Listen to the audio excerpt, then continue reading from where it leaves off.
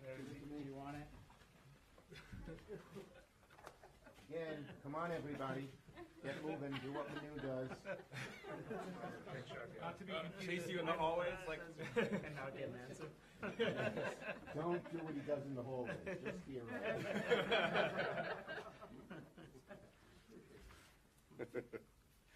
Why don't you get a different color for each day? Right. That's what we got. Yeah. Okay. Well, it's been a momentous 24 hours here in Congress, a legislative 1-2 punch that the American people rarely see. A little while ago, the House voted to approve the largest investment to lowering costs, increasing manufacturing, investing in science, and helping fix our semiconductor crisis. The CHIPS and Science Bill, after 3 long years, now goes to the President's desk. And last night, Senator Manchin and I announced an agreement on a reconciliation package, the Inflation Reduction Act, that will finally deliver on some of the biggest challenges facing the American people: lowering costs, fighting inflation, fighting climate change, and making health care more affordable in this country. Again, the past 24 hours have been a legislative 1-2 punch that Americans rarely see and will benefit them immensely. A bill to supercharge American industry, and a bill to fight inflation and mark a turning point in our fight against climate change. You know, for years, decades even, many in Washington have promised to address some of the biggest challenges facing our nation, only to ultimately fail to deliver. With the Inflation Reduction Act of 2022, this Senate Democratic majority will finally take on Big Pharma and lower prescription drug prices. This Senate Democratic majority will tackle the climate crisis with urgency and vigor. This Senate Democratic majority will ensure the wealthiest corporations and individuals pay a fairer share in taxes. And this Democratic majority will reduce the deficit. By a wide margin, this legislation will be the greatest pro-climate legislation that Congress has ever passed. This legislation fights the climate crisis with the urgency that the situation demands and puts the U.S. on a path to reduce by roughly 40% emissions by 2030. That's a very strong goal, and this legislation puts us on the path to do it, all the while creating new good-paying jobs in both the near and long term. This morning, I met with my Democratic colleagues to discuss this bill and discuss the path to passing it in the next week in the Senate. I expect the remaining work with the parliamentarian will be completed in the coming days, and the Senate will vote on this transformative legislation next week. Look, we now have been in the longest 50-50 Senate ever. Someone's reminding me of that. Yes, Brian, it was the longest ever. Shots. Every one of my Democratic senators has my phone number, and I talk to them directly. That's how you keep a caucus that runs from Sanders to Manchin together. Conversation, not email, talking. Anyway, we've been the longest 50-50 majority, 50-50 Senate in the history of America. It's been a wild ride. There have been a lot of ups and downs. When we were in the minority for many years before this Congress, we often talked as a caucus about what we would do if we got the majority back. We talked about expanding and improving the ACA, the Affordable Care Act, about passing a large infrastructure bill, about finally doing something about gun safety and mental health, about bringing manufacturing jobs back home and stopping them from going to China, and competing with countries around the world successfully. But at the top of the list, we regularly talked about two things that the party and the country have been fighting to do for over a decade: letting Medicare negotiate for prescription drugs, and fighting the existential threat that climate change brings to our globe. We now have the opportunity to get these two hugely important priorities passed before the August recess, and I believe we will get it done. Yes? Cinema didn't appear to be at your caucus meeting this morning, and she has in the past opposed closing the carried interest loophole. Are you certain you can get her on board, and how? Look, the members are reviewing the text. It's a long text, 700 pages. I'm giving everyone time to review the text. In the meantime, we're continuing with the bird bath, and we expect to move forward next week. Yes, Manu. Well, just to follow up on that, why, given how important she is in the caucus, why did you not include her in the negotiations, and would you drop that carried interest provision to get her support? Members are reviewing the text, and we'll all be talking shortly. So given that, what's your timeline on this then?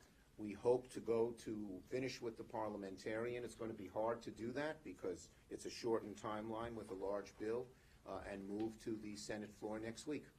Yes? How concerned are you about COVID taking out one of your members again? Senator Durbin this morning, you've had Carper and Senator Smith, and just...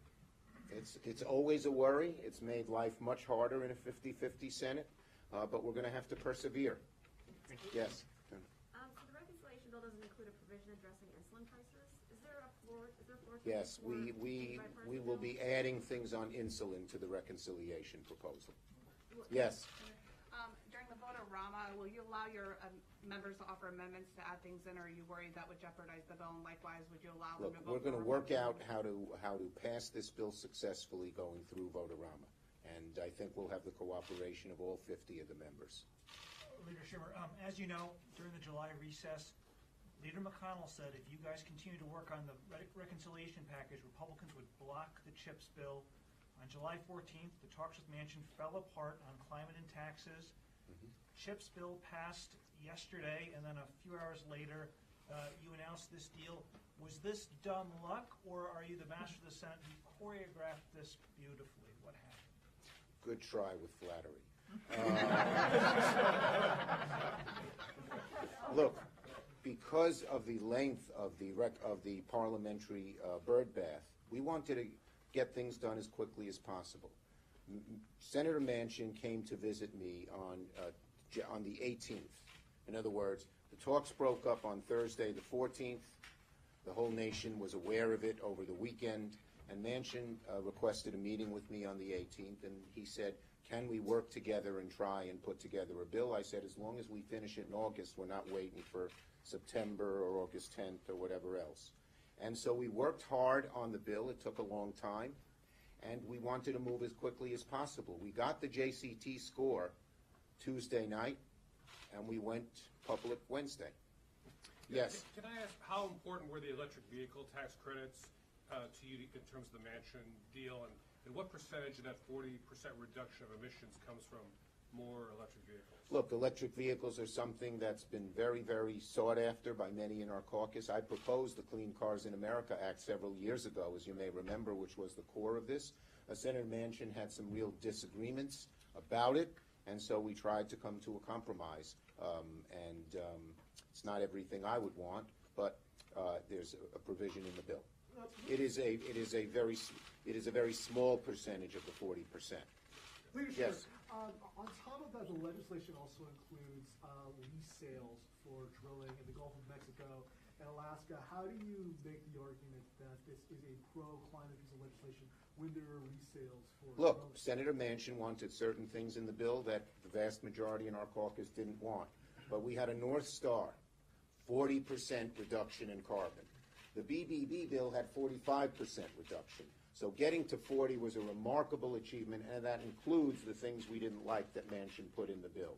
And on the leasing provisions, it's the existing leases that Biden had already announced. There's, a move to push him to get him to actually do them. None of them been announced, and only in areas where there's already been some offshore drilling by the Cook Inlet in Alaska and Gulf of Mexico, no new places. So sticking to the 40% is what really counts, the amount of carbon that goes into the atmosphere, much as I would have personally never put these provisions in the bill, but we had to get it done. We need 50 votes. Yes?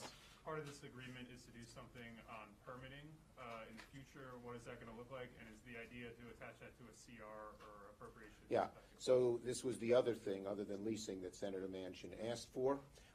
We came together on a provision. It has a few good things in it, you know, there's some kinds of permitting that get in the way of clean energy as well, things that I wouldn't like. We have come to an agreement between Senator Manchin, President Biden, Speaker Pelosi, and myself that we would try to get that provision in the CR. Where was President Biden on this? I mean, Manchin said on the radio today that it was. He was not. you He and- was not. It was the whole negotiations, both before the 14th and 18th and after, were just he and me. Okay. That's Yes. right. Last one. Leader, can you share a little bit more about your conversations with House progressives and any concerns about that they or House moderates, Democratic moderates, could potentially stymie this bill even if? Well, I talked to the this progression, the CPC today. Congresswoman Jayapal was very laudatory of the agreement, as was just about everybody on the phone. Speaker Pelosi said it best.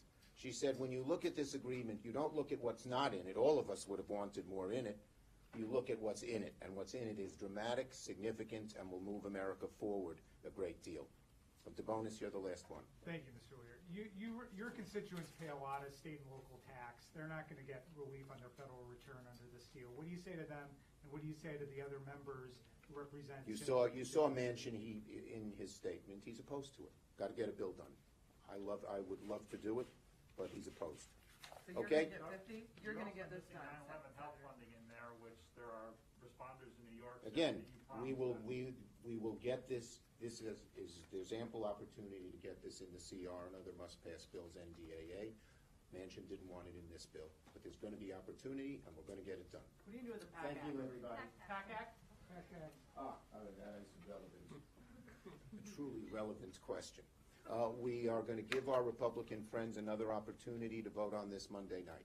Will you give them amendments? We Two are. amendments they asked for? We have, this, I don't know where they came up with this. We offered them, we offered Toomey, standing in the way, the ability to do an amendment at 60 votes, just like the bill is a 60-vote bill. He insisted, at least in conversations with some others, saying, no, if you don't put it in the bill, which will kill the bill, I'm not going to be for it. But we stand by the offer. I stand by the offer. We will give Senator Toomey a right to bring his amendment to the floor and try to get the votes for it. Thank you. At 60, to be clear. At 60, just like the bill is at 60. Thank you, Senator. Thank you, Mr. Leader.